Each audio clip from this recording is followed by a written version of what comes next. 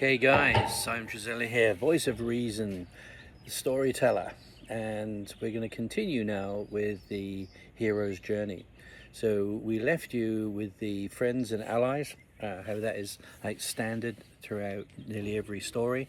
And in every story, there's like this halftime event where the hero finds themselves going into something massively dark, invariably will get either captured or thrown back or harmed in some way. And we see this in a number of different stories. And it's what they call approaching the cave or approaching the abyss. And during that time, there is this massive revelation, a big reversal of fortune, and there is a massive learning from the hero. So, for instance, in Harry Potter, that cave, if you like, would be the Chamber of Secrets in the first one. In Star Wars, we saw Luke Skywalker entering the cave and finding out his true nature when he defeats what he thinks is Darth Vader. It turns out to be himself, which is obviously a foreshadowing, finding out that it is his father, which is a massive change, as you can imagine. When we have Lord of the Rings, we find that Frodo Baggins goes into an actual cave where he meets Shelob the spider, and appears to be killed. And this is standard throughout all the stories. You have to have a point where it has to be a massive test. It has to really push the protagonist to his absolute limits, to the point of death. And we see this in a number of other stories as well, do we not? We saw this in the Jesus Christ story, where he too gets placed into a tomb, not a cave, but similar, for that 3 days before resurrection. It's exactly the same story as in Freemasonry, where a master mason is placed into a coffin or a shallow grave, the illusion of which is that they do a spiritual death, and then they are raised up back into life to be a master mason. So this is a story that has been there for forever. It was actually how the original Sumerian priesthood were created. They were placed into a sarcophagus, a similar sarcophagus as you find in the King's Chamber in the Great Pyramid, and they were there for 3 days.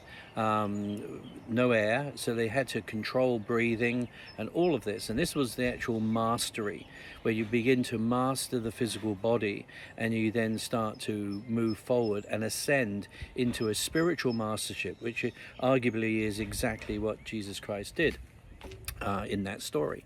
So every story in the hero's journey has to have this midsection where it seems so dire. You think, how is he going to get out of this, or how is she going to prevail? Surely not. And of course they always do. And we even see this in romantic comedies, do we not, where there's this amazing love interest, everything's good, and then for some reason the hero stuffs up and the girl hates him, and then he redeems himself, he becomes a different person, he learns his lesson, and then it's happily ever after at the end. So we see this in a number of areas. And the cave is it the dark tea time of the soul, and it's the illusion in our lives of where we go into absolute despair, we go into the depths of the abyss, and we think that it just can't get any better, this is just the end. And it's just a test. It's a test of life. It's a test of fortitude, a test of what sacrifices are you willing to make. Are you ready to die for the cause? That death is not an actual death, it's a spiritual death. It's a death of one thing. And of course, if you align with like the Gnostic texts and everything like that, there is no death. Death is just a different path, one that we all must take. And if we accept that we are eternal beings, then one must accept that the death is just a simple change, and that we continue on, if that is the belief in the eternal spirit. So all stories reflect this, because any story that just goes from really good to better to fantastic to happily ever after is going to be the most boring story ever. You have to have some form of conflict. you have to have some form of counter. This whole element of the yin and yang, of dark and light, good and evil. We recognize that in ourselves. We recognize that in our journey in life. We recognize that certainly in others. So it is reflected in the story. And this is obviously not just modern stories. This is stories from the very, very beginning, from the original first story, that of Gilgamesh. And it always comes down to moving into the abyss. So that is almost like the end of the second act, if you like. And as the hero's journey continues, and we will continue this tomorrow, where I'll take you through the next phase as to when they get out of the abyss, what do they do then. So just look around at different stories, and you'll see this.